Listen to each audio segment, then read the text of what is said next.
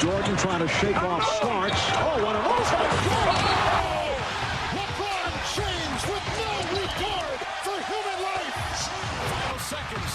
Bryant for the win. Iverson against Gill. The crowd on its feet. Allen for the win. Welcome to the Sneaker History Podcast. What up, what up? Welcome to the Sneaker History Podcast. My name is Nick Engvall with my guys, Mike Guillory, Robbie Falchi. We're going to talk about some sneaker releases. We're going to talk about some playoff sneakers. But before we get into all of that, I'm just going to jump right into the news because we're going to keep this a short episode for you all.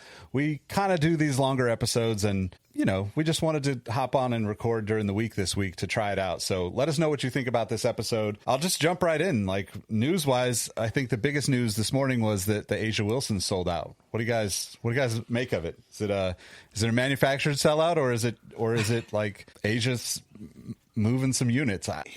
It's frustrating because A'ja can move anything she wants. Yep. Bricks, me, the WNBA, New York Liberty, whatever she wants.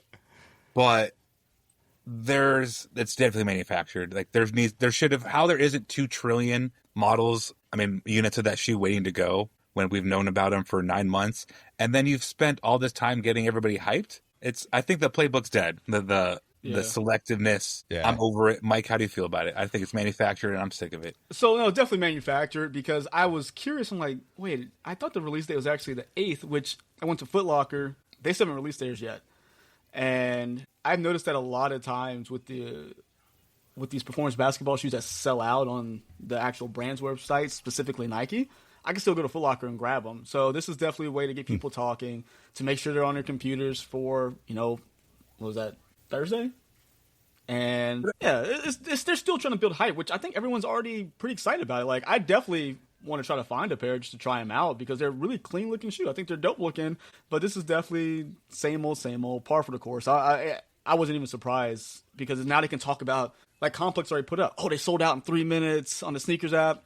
It's a talking point now. Now you got people more excited who didn't get them or didn't look for them, like, oh man, people actually bought them? Let me go buy them now, Yeah, I was telling Robbie, like, looking up before we started, like, it's the top post in the WNBA subreddit. So, is that Asia's shoe sold out? I do think, little devil's advocate here, I do think that the A'ja 1 is probably, outside of the Sabrina's, my favorite Nike basketball shoe in the last 4 or 5 years. It's like up there for me. Yeah. And it's a level where, you release a Ja shoe. Ja has like 1 All-Star appearance at that point. Release a Devin Booker, a couple-time All-Star. Asia's like a pillar of the sport. And it's just, if you release 40 pairs, of course they're going to freaking sell out.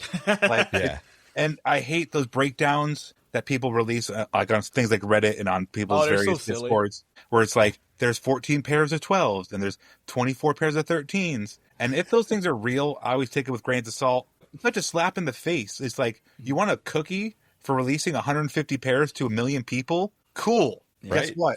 I can go buy an Anthony Edwards shoe right now and not have to think twice about it. And that's what they're trying to fight against. So it's funny. They can't get an NBA player shoe right now to have the juice that the AE1 has. So guess what? They got to find somebody who's actually doing something. Like you said, A'ja is 3-time MVP, the face of the WNBA, for all I'm concerned. Yep. And her shoe's slick. And this is the way they're going to combat it. Like, hey, you know what? AE's still in the playoffs. Like, how many Nike athletes, top of head, I can't think of who's in the playoffs right now, NBA wise, who mean anything. Yeah. So I mean, we'll get into that a little bit more, but like to your point, 3-time MVP, had Nike jumped on this and released A'ja's shoe when it should have been released 3-4 years ago, they would be the AE1 right now. Like, facts. I think that's an easy distinction to make.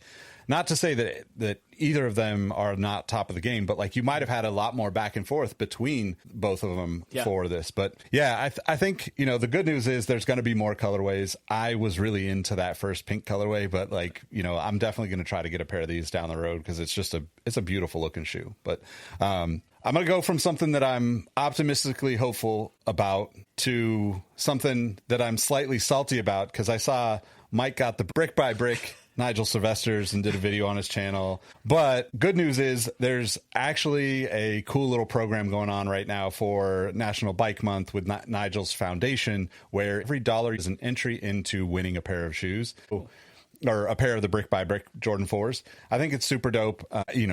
My brother works in the cycling industry and I have friends that work at Specialized, and, Nigel rides for Specialized. So, and I've, had BMX, we've got half a dozen bikes at the house, we're just in that world quite a bit. Yeah. I don't post about it that much, but I thought it was really cool that they're doing the giveaway to give people a second chance that weren't, blessed and highly favored by God, like our friend Mike here, because you already said it in your video, and I'm like, we're really going to talk about this being like probably one of the top shoes of the year for the whole year, because it's the first time we've gone that step further with the materials on a regular Jordan retro release. Yeah. We've seen the SB4s, but that's just like a little padding, a little more cushioning.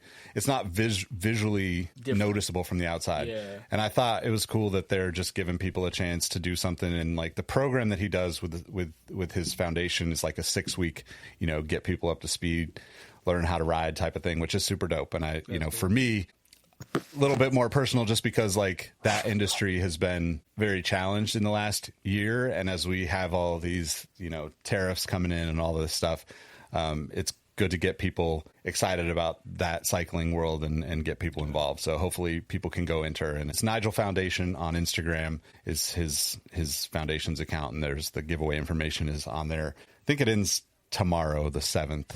Okay. Is the last day to enter, but otherwise just go watch Mike's video and be jealous like me.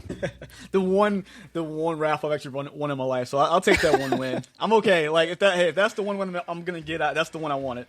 I haven't hit on. I mean, I haven't been entering a lot, but I haven't hit on anything like that in quite some time. And then I'm also thinking like I'm probably even a little more salty because Robbie's like, yeah, I got both the SB4s. I'm like, man, like.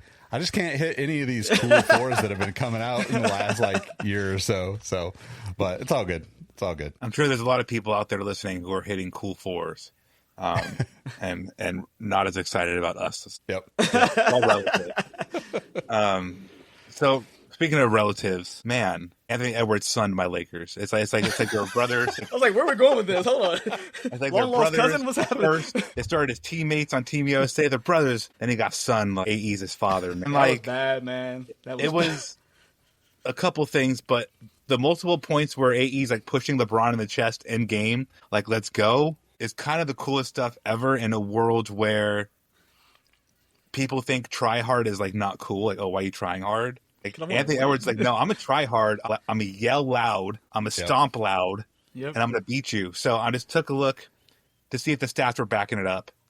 And he sounds a lot like Kobe, man. But on paper, 26.8, 8.4 rebounds, 6.2 assists. Only been 5 games so far. But that's elite shooting guard stuff. And the numbers are important. But it's the bravado, the energy. When Naz Reid hits a big 3, he's the first one to go slap that dude in the butt. Give him he's in their face. He's excited. Like the childlike exuberance is so real. All that to say, he's kind of the brightest star for Adidas right now in a galaxy full of bright stars. Or a universe? How many stars are in? Yeah. I like what you said. No one's going to go... right? No one's going to go... One in a billion or something like that, right? 1 in a billion. But it's just really cool to see. I think I am the last person, even Rowett has a pair, to get a pair of AE1s of... the 4 of us. I'm the last one. And you got the super chrome ones. I like that. Yeah. And on the super chrome, they come with the cool like Minnesota blue, like alternate laces. That's whatever.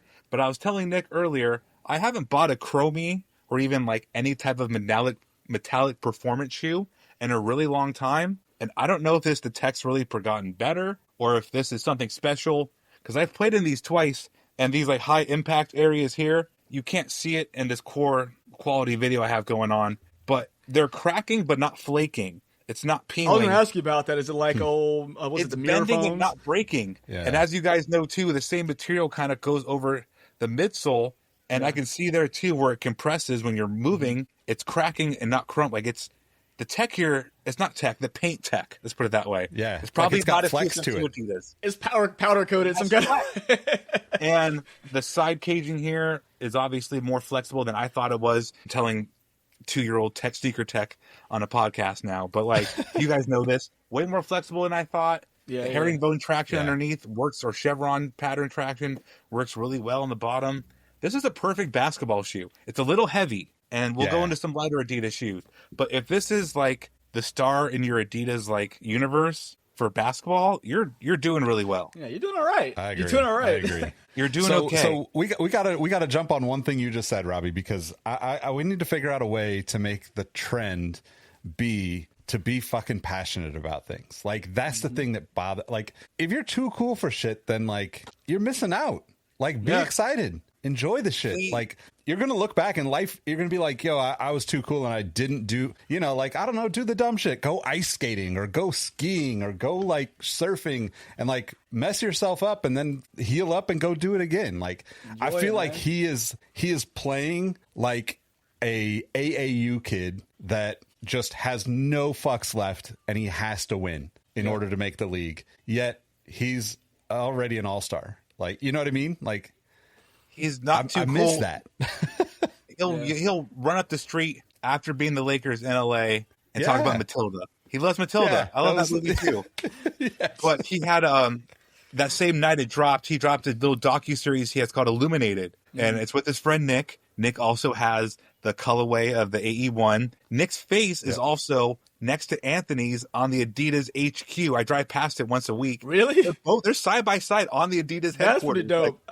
That's it's awesome. not a fake thing. So this Illuminated series, it kind of kicks off a bigger look at how Anthony Edwards operates outside of the main limelights. Also check out the Team USA documentary and the shooting guard, or the Ballers, whatever it was called. Hoopers, Ballers on Netflix. Oh, crap. Yep. The one on You Netflix. guys know AE in there too. Yeah. But there's a couple quotes from the Illumination to the Illuminated series he dropped. They're so Anthony Edwards. So the biggest one is, losing is the hardest part of being a professional athlete. I just have to hold it in and bottle it up and go home. So when he's winning, he's going to release it. And you've seen him lose. Like he doesn't really have excuses. He's like, I played like crap today. We didn't have the energy today. He has to eat it up and go home. Like he doesn't run. He doesn't run from the smoke like some other athletes his age do. He takes it and deals with it. One other one here. It's very important because like Kobe, if you could see or hear how Ant talks to himself when he's in the gym, it's like art. That's a quote from Nick about Edwards. But it's like, you have to be that crazy gym rat, because we see the fun Anthony Edwards. Guarantee you he's in the gym stupidly. Like, it's just, it is art, man. It's art, seeing the fruits of the labor and probably what's happening to make that happen. It's crazy. I also feel like it's like some sort of like galaxies coming together moment, because like Robbie, the world's like biggest Laker fan, is actually giving this credit and talking about this in a way like days after. Well, I hate Nas Reed. I don't hate Anthony Edwards. Nas Reed's the issue. There he is. So Nas Reed can catch all the hate. Nas Reed wearing Kobe's doing that in LA is disrespectful. God dang. But so all this energy, and we still haven't seen the AE2. He's been wearing the AE1 low colorway Mike has, that like Eastery looking. I love that one. I like that one too. He hasn't even dropped a new joint. This energy is so high. A year and a half. So you marketed this shoe correctly. You dropped good colorways. You made them available. You still dropped the limited ones. The All-Star was limited. McDonald's All-American game was limited. There's stuff out there for the collectors. But you can go get an AE1 in 2 different heights right now. In like out the box, can we all agree? Comfortable as hell, right? There's no break-in time. So you've marketed it right. You've made a good design. It's comfortable. It's purchasable. And the second one's still coming? Like you're selling the first one like this? You forgot. It's sub $150. Yeah. Like you're going under $150, you're getting the best shoe out there. And you get Ice-T cameos. Like You this, get Ice-T cameos. It's crazy. It's. I mean, I think that speaks to how good Adidas is doing right now on the basketball side. Like, there's so many good shoes in that catalog that, you know, the more people, you know, like you said, you're the last of the 4 of us to get a pair of these AE1s, but like there's still a wow factor for you, even somebody who has, you know, plenty of shoes. Like we're kind of like the best test group scenario for a lot of these shoes, because it's like we have high standards. Like we've tried on or worn hundreds, if not thousands of pairs. Not to say that like we're like out there performing at a level like a professional athlete, but like we're pretty picky about all of this stuff. So I think it speaks volumes to that shoe, to like the wow factor that you had. And to me, like, that's like, it's just a matter of time before that wow factor spreads to all these other shoes that are coming that we've seen. And like, we all know they're good, but like the public is going to find them at some point on clearance, you know, for $60, $70, $80. Yeah. And like, it's going to be like, imagine paying that price for an AE1, you know, like on sale. Like, you'd be stoked about it, even with having all these shoes. So now this next generation of hoopers getting their shoes for that price and playing in Hardens, Spidas, like you guys said, some of even the Adizero stuff, like, it's like, it feels like it's like a wave coming. I don't know. Like, maybe I'm off, but it does feel like a big deal. I mean, Mike, would you agree that wow factor is a big part of it? Oh, 100%. I mean, even though I've had 3-4 pairs of AE1s, I'm not the person in most cases. I mean, of course, retros are his own thing, but once I get a performance shoe once, I don't need it again. But I still have that wow factor when I see a new colorway drop. If I pass by one in a store I don't have yet, it's still an option. And when I saw that tie-dye pair, Easter pair, whatever they want to call it, drop, the three stripes select basketball camp, I had to hit, because once I saw when I saw the PE from a couple months back, it was this super cool like shoe that was even like a better color. Like, it's one of those things, like, I get excited every time I see one of those sneakers, and if they go down to $60-$70, God help my collection, because there's going to be a bunch of AE1s in there, because it's just a cool shoe overall. And the box is cool. The box is cool. So it starts, I mean, not that Adidas being on a roll, but it's just a business and the cogs of the business firing together. Marketing the design, making a good design. Mm-hmm. It's just like everything is meshing together. The wow factor, I brought that up. Nick brought it up. Wanted to throw it to Mike and come back around with it. It's because I tried on a pair of Harden 9s. Tried on all these basketball shoes at the Adidas employee store. I think they have a pair of Harden 9s coming. I'll show them on here later. But the wow factor of that shoe is insane. It looks familiar. Obviously, it's a basketball shoe. But when you step into it, the way the webbing flows off the toe box, the way you step into the booty, the way it fits great. Again, this fundamentally, every Adidas basketball shoe I've worn the past 2 years has fit nicely, if not better, right out the box. I'm not breaking these things in. They come in already ready to go. That's a great thing. But just the wow, like when you stop and even watch the NBA playoffs now, you watch Zubac on the Clippers when he was still playing. Later Clippers, you see Harden, you know, all that good stuff. The shoe is recognizable from a mile away, no matter what colorway it is. Jalen Williams of the Thunder, that shoe, second you see a player wearing them, like, oh, that's the Harden 9. Like, the recognizability and wow behind the materials and design are bananas. And I'm going to throw this to Nick. All that going to the new Donovan Mitchell shoe. The 6 was great, but now the 7 is like, whew, just debuted. Chef kiss. Yeah, like, that one's amazing. The 7 looks like, I mean, I would say it's even up there with the AE1 from like just first time seeing it. Like, I want it. You know, it's like, oh, I got to try that shoe. I didn't have that with the Harden as much. I think also because I don't like the chrome colorways. I don't like the like patent colorways, and Harden launched with those colorways, where like I think the Donovan shoe, like I have the Spider 1, I think 2 and 4. I didn't get the 5 yet. I didn't get the 6 yet, but you know, those shoes like hadn't been selling as crazy as some of the others. So it's like, I just feel like I can wait and pick them up on sale at some point. Mm-hmm. But the visual of that colorway on that silhouette, the to your point, the wow factor of like, okay, this is like a sleeve, you know, a sleeve, a wrap shoe, a kind of half, it's almost like half wrapped and half not, you know, because it's got the zipper on the inside. But that colorway, and then dropping them in like, you know, the other side of this that makes the consumer feel special. The thing about the Asias that drives me crazy is that you release it on Nike's direct to consumer platform and it sells out. I'm not mad that the shoe sells out. I understand that there's a game to be played. But when you do it in ways the way that like they did with the Spider shoe, and it's like, hey, we dropped this early at the game with the Cavs, you know, celebrate Donovan, blah, blah, blah.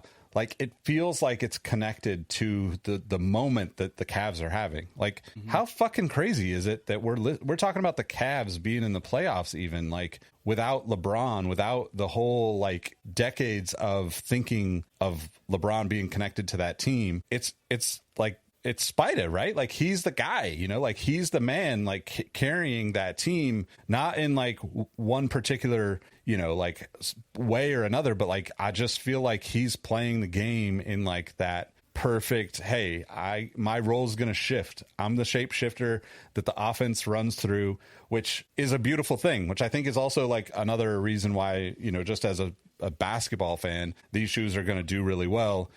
Especially, you know, like we talked about at price point, what, 110, 120, like you're in a good spot at that point, at that price, you know, like you don't have to really like think too hard about it the way you would with a $160 shoe from somebody else. Yeah. But like, can we all agree that gradient fade is probably the best way to release a shoe, like a debut colorway? Oh yeah. Like, despite a 7, what totally is it not a memorable, gradient fade that's just like, and black. The white's okay, but it has to be a black base gradient fade. It works every single time.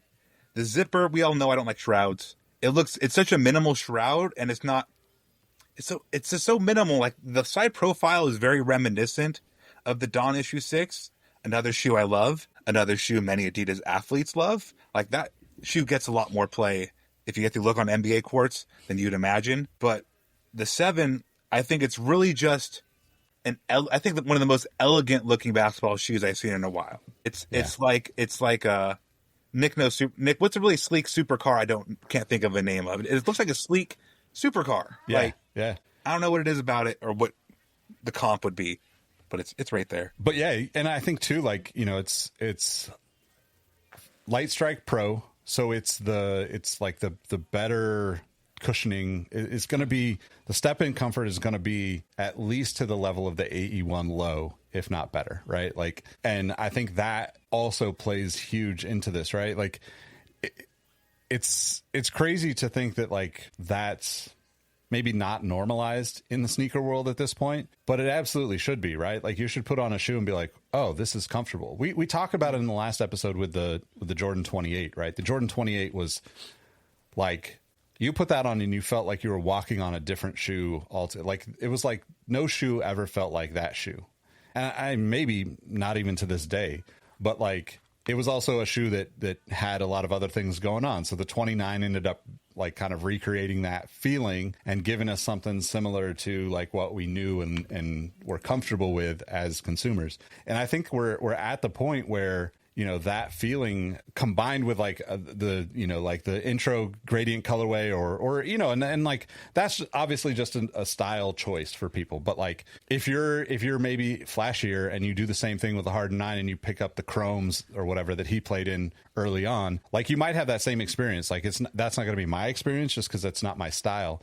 But like Adidas just seems to have this formula figured out right now. And they seem to just be like, sticking to it. And usually, you know, not to pick on Adidas, but like they definitely would get a formula right. Thinking about any of the D Rose shoes, they'd get a formula right and then they'd move away from it. So like having this through line of their design, of their, not just the aesthetic, but also like the feeling and the energy is like, I don't know. Like I just, again, I feel like they're in a very like turning of the page moment as a brand for Adidas hoops, Adidas basketball. Yeah. You also have to have like, you have to have a knowledge of what your consumer wants. Like I've had the issue 5 and 6, the Donovan issue 5 and 6.